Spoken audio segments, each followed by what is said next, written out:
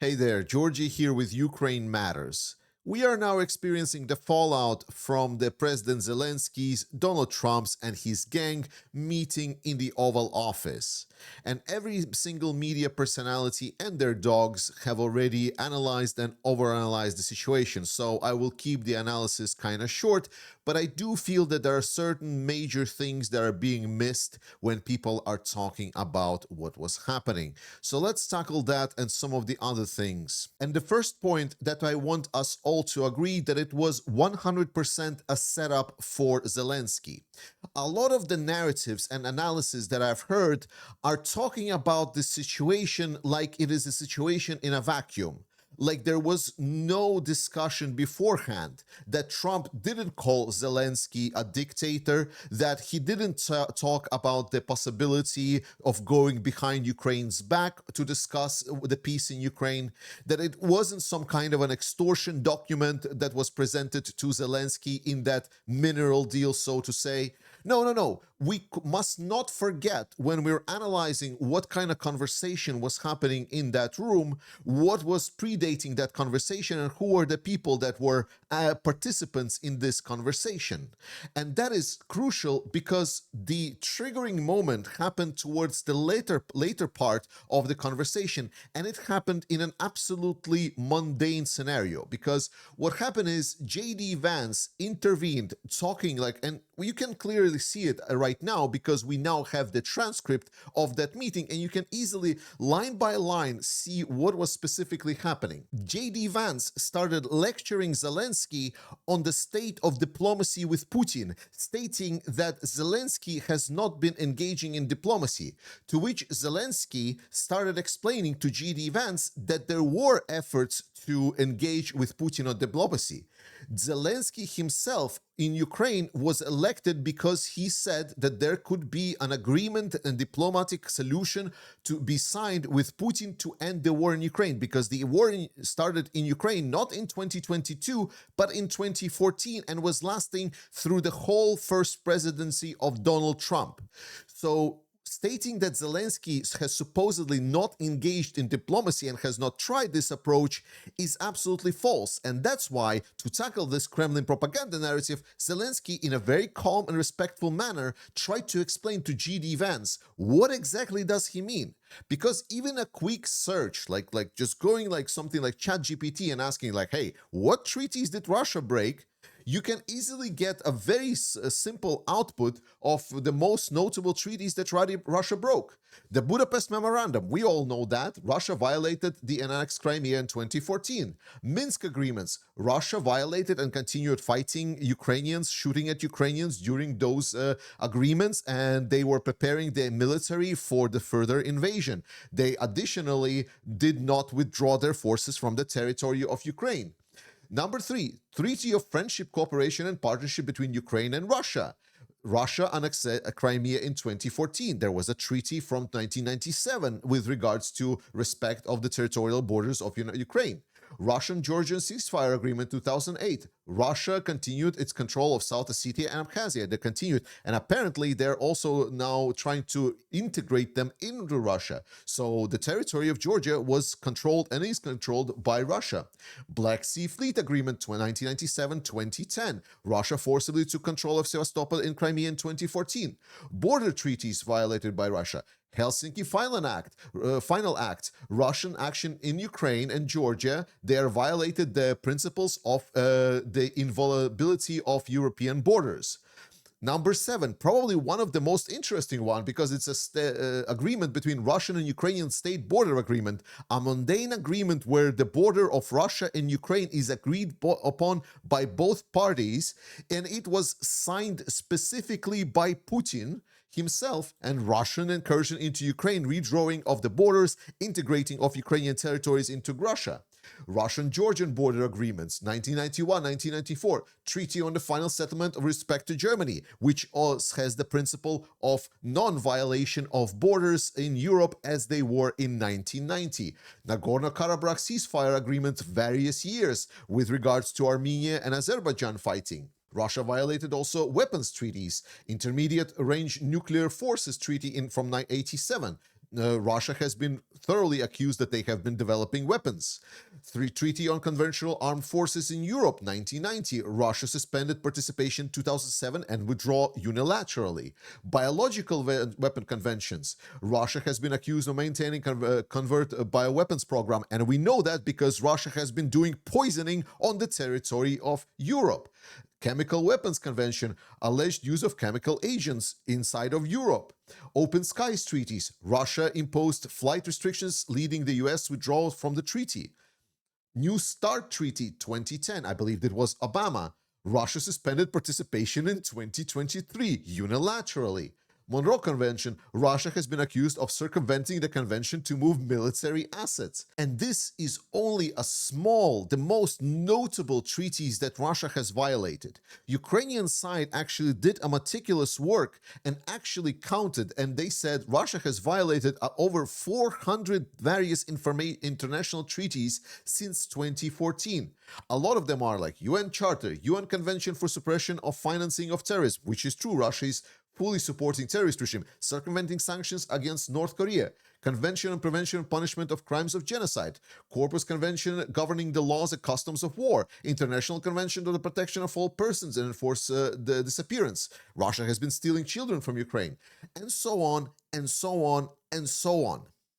So when President Zelensky approaches J.D. Vance and asks, "What kind of diplomacy do you mean, J.D.?" What he says is that Russia hits on any agreement that they're signing. There is nothing in those pieces of paper that will force Russia to respect them. It will do as it sees fit. And the only response from Donald Trump that we got was, Russia violated these agreements with other presidents, not with me. Trust me, bro, it's gonna be fine.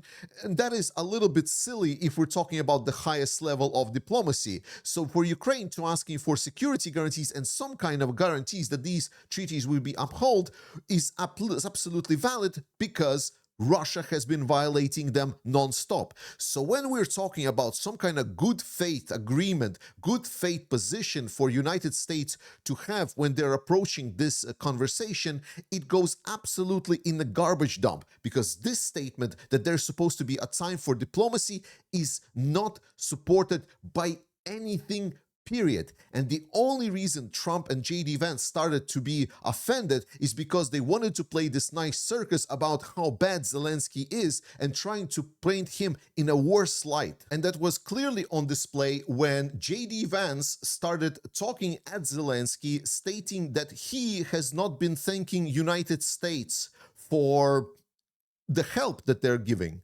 And thankfully, facts exist in this world, and people online have been making videos and stating, showing the obvious, that President Zelensky has been thanking the United States and the people of United States for their support non-stop. And I will link this video so you can see it for yourselves, the whole 4 minutes of non-stop Zelensky thanking the United States. But I think the most important thing that what is implied here by J.D. Vance is that President Zelensky has not been thanking Donald Trump enough. Thankfully, the fact-checking of the bullshit of the Trump administration is coming from the source that I would never expect it to come. The Fox News, that represented this nice representation that during the Biden administration, Ukraine has received 175 billion in aid, whereas during the Trump's administration is zero. And we're not going to go here in depth into that 175 billion number, because majority of it has stayed actually in the United States and been invested in the United States, not into Ukraine. But in general, that is what was happening. So when J.D. Vance asks for Zelensky to essentially beg and say thank you, he wants Zelensky to beg and say thank you to Donald Trump. So my question is, what for specifically? For Trump trying to go behind Zelensky's back and make deals with Russia? For Trump to trying to sell Ukraine into this weird colonization agreement about the resources? For Trump trying to strong-arm Zelensky and subdue Zelensky during this interview, essentially forcing him, saying, it's like, you're a very, very bad card, so I'm just gonna force you into signing a bad deal. what exactly should Zelensky be thanking the Trump for? Because so far, the only thing that Trump did was not helping Ukraine at all and play down the sacrifices and courage of the Ukrainian people, boiling it down to stating, we send you money, therefore you fight, therefore you're able to resist Russia. We are not going to be sending you, so bend over and we're going to do whatever we want with you. And this is where I believe we're getting to the crux of the matter. Because during that interview and interactions and back and forth and all of that position that Trump and his administration has shown, it is very clear that they treat Ukraine like this is a shithole country, by quoting Trump, so to say, that Ukraine is not worthy, that it's like some kind of third grade country that has no say. And the fact is that Ukraine used to be the third world largest nuclear power after the dissolution of the Soviet Union. And I just couldn't help but to look at what Trump has been saying beforehand and how he was treating Ukrainians and what they have been doing. If that would be the situation, and like just do the thought experiment here with me.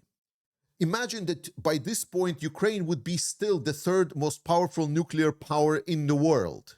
I know that at that moment, the war would not ever happen and so on, but like just bear with me here. Would Trump try to treat President Zelensky like that at that moment? Would he really try to allow some kind of dog journalist to try to diss on what President Zelensky is wearing, or try to allow his vice president to even intervene when the leaders, the heads of state are talking? Would Trump to try to lecture Zelensky on how he should run his country? And I think the answer is quite obvious here, right? I don't think I need to chew it up for you. The point is, Ukraine was the only country to try to approach world in a good way, try to suspend their nuclear status, the third most powerful nuclear status for the benefits of the good. And this is the treatment that they're getting from the signees of the agreements that they gave up. This is the way that they're being treated right now by stating that they need to beg and growl before the mighty President Trump. It became absolutely clear what exactly is the Trump's problem. Is that Ukraine doesn't want to fall over and submit to Putin. He said so much himself. And this is where I believe one of the best analyses that I've heard so far is essentially Hanlon's razor. Don't attribute to malice something that can be adequately explained by stupidity. And Trump had no plan. Like when he took office, like everything was just propaganda campaign. Like he said, I have a plan, I will solve it 24 hours. So he thought that he would just like talk with Putin and whatever. And he then talks with Putin and Putin says, well, no, I don't want to talk to you. Like this is all nonsense. So much was said also, for example, by the minister Lavrov. Like, let's listen to this part over here. Some say, well, okay, there were ideas, let's leave the line of contact. This is Russian and this is Ukrainian. First, that won't happen. We have a constitution based on the will of the people. And second, what will remain of Ukraine? It must also be liberated from racist laws. There are also people there who find it more comfortable to speak Russian and who want to preserve the traditions of their ancestors. So Russian minister of Foreign Affairs basically stating that they're not interested in any kind of agreements, in any kind of ceasefire. They want what Ukraine has. And I believe that's exactly the response that Trump's admins and everyone else got from the Russians, that we want everything, give us Ukraine. Then he tried to go to Ukraine and said like, well, why don't we sign something and so on? And they continued playing this charade, this game that we're actually communicating, talking about something, we're these great peace negotiators. But then Ukraine said, no, absolutely not. We're not going to submit for you. We're not going to do anything. And then Trump basically, well, what do I do now? Because like the reality hits me. Like now I cannot talk with Russia because they're not going to do anything. And I'm not going to talk to Ukraine because they don't want to accept it. But the only one that they have leverage against is obviously Ukraine. So they are like, all right, well, let's try to push Ukraine to get us the money, whatever, leverage, whatever. And maybe let's try to find a way, like when they start getting back to us, then we're going to try to essentially blame everything on them, that it's Zelensky that doesn't want to negotiate, that he is in a bad light. That's why the first deal was so atrocious, to try to basically get Ukraine into the slavery, obviously knowing that it would be rejected right away. That's why there was such a snarky comments coming at Zelensky. That's why such a bad treatment in the Oval Office. And they were sitting there frustrated, especially Trump sitting there frustrated that he cannot solve, he cannot make himself look good. And when Zelensky, maybe because of his English not being completely perfect to be able to go into this specific debate, they sitting there and they're waited for the opportunity, like, to maybe blame Zelensky for everything that he does and trying to pounce on them. That's why it was the setup. Not because there was a long strategic plan to specifically maybe dislodge Zelensky, but sitting there and waiting and when Zelensky's did something that they could spin in their favorable light, they just pounced on it and just started bullying Zelensky. So it was 100% a setup. And now the blame campaign is on. Every single one of them is like, oh, Zelensky will have to resign. We need someone in the office of Ukraine to be more negotiable. Essentially, their only way out that they see right now, because Russia is not going to submit, Zelensky is not going to cave into pressure from Trump's White House. So now their plan is basically, let's try to get Zelensky out of the office, pressure him, and then we get someone else that will be ready to sell Ukraine out to Russia, give even the territories that Russia do not own, implement all the agreements that Russia proposed, the capitulation agreements that Russia proposed, and everything. Speaker Johnson, Mike Waltz, everyone says yeah, Ukraine needs to surrender to Russia and so on. And I only have two questions for these guys. Question number one is, if you want to surrender to Russia, why would Ukraine need your services? If you're not gonna help anyway, if this is how you decided to do, why would there be any desire to try to listen to you? If Ukraine will decide to surrender to Russia, they can easily do it without your participation. And secondly, who the fuck do you think you are asking Ukraine to change its leadership? Only the people of Ukraine decides who will be their leader. It's a democracy, something you should learn about in the books, despite the fact that you are so blatantly obvious to what exactly you mean. There is this Fox News host that explains it the best. We run the world. This is America's world. He's our proxy. This ends when we say it ends. It doesn't end when Zelensky, if he wants to go it alone, go it alone. I'm glad we helped him. Russia invaded. We got his back. At first, it was the right thing to do. But now it's not. Now the war's over, and he doesn't recognize it's over. And reality is going to eat this guy alive if he doesn't recognize this. And I told about this for a long time before this meeting even happened, is that at some point, reality is going to hit Trump in the face. And you know what's the worst is that I've been telling also that there is more reality check coming for the United States and the MAGA, that what they're doing right now is sabotaging the United States. Because there is this map, and Donald Trump and MAGA thinks that this is how the world looks like right now. So this map shows the main largest trading partner by the country. Blue is the largest trading partner is the United States. Red, the largest trading partner is China. Trump's administration is truly living in this delusional reality, thinking that it's still the 2000s and that US is the hegemon that controls the situation in the world. But unfortunately for them, things happened during the last 25 years. And the world now is looking like this, where China is taking over all their stuff. And you see this blob inside of the center of the map? That's Europe, the last rich blob of countries that are still looking at United States like a good partner. But US and MAGA crowd are doing everything to try to make sure that this part of the map is also get colored red. So if you're an American and you think that what MAGA is doing is benefiting you, well, then just know red is bad for you. To sum up, Trump's administration had no plan. They still have no plan. They are acting purely on instinct and autopilot to support the glorious leader that is just acting like an elephant in a china shop. And the only reaction that is producing is we need to get away from any kind of cooperation with United States and dependency from United States as fast as possible. And on political aspects, it's producing exactly the opposite. The surge in support for Ukraine, both the United States and Europe, is skyrocketing. The Trump administration is sinking any kind of legitimacy, and is basically right now is an ocean of red flags for any kind of deals and cooperation possibilities. And this is being already felt. Like, for example, one of the bigger Norwegian fuel suppliers is literally stating, we will just do not refuel the US warships because of how big of an asshole you are. Therefore, this leaves us with only one question that is on everyone's mind. What next? Because all eyes right now are on Europe, and it seems that Europe is getting together. So far, the steps are still hidden. We do not know the full scale of the effort.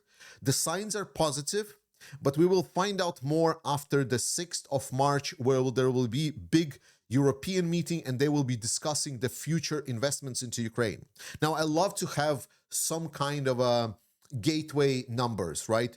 For us to assess just what we can expect. And the number that I want to leave you with is the number of 300 billion. Europe, altogether, together maybe with Canada, all supporters of Ukraine, need to start investing into their own defense industries. The total number of investments that we're looking for is at least 300 billion per year. This is what we're looking for altogether. So don't look only at the European numbers, only UK numbers. We need to look at everything together. If that number, or we're going to be at least close to this number, hopefully even above this number, then we can clearly say that Europe is taking the challenge significantly seriously. And that when we can kind of breathe out a little bit. If not, then it's up to us. If you're listening to this, you literally are the resistance. Then it's going to be up to us to go out and demand that our European leaders do more, not just for Ukraine, but for our sake. Because to be honest, if it's not Europe, there is nothing else. There is no one there to save us. We're gonna be screwed. So therefore, I call on the people that have the skills and knowledge to do so. Specifically, the engineers, the technical specialists, scientists. Technology Community United reached out to ask, so we give a call out for all of these specialists. This is the volunteer organization that is working to develop the technologies of the future for Ukraine and for the protection of democracies. It's a purely volunteer effort, non-profit. I'm also participating there, so if you join, we'll be interacting personally as well. Just say you're from Ukraine Matters. It's going to be massive, it's going to be big, and we're going to change how this world will go forward.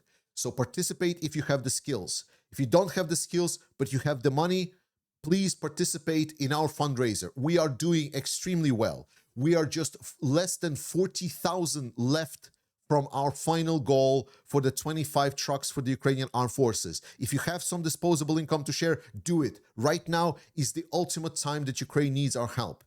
If you do not have the disposable income, participate in sending letters to your direct representatives. Right now is the time we put pressure. Both the United States, where you go out, where you demand that Democrats do more, where you demand that Republicans stop supporting these insane things that Trump's administration are doing, and in Europe, where we demand our leaders to do more. Remember, altogether, we need to get to that 300 billion so we get really protected from any threats coming our way.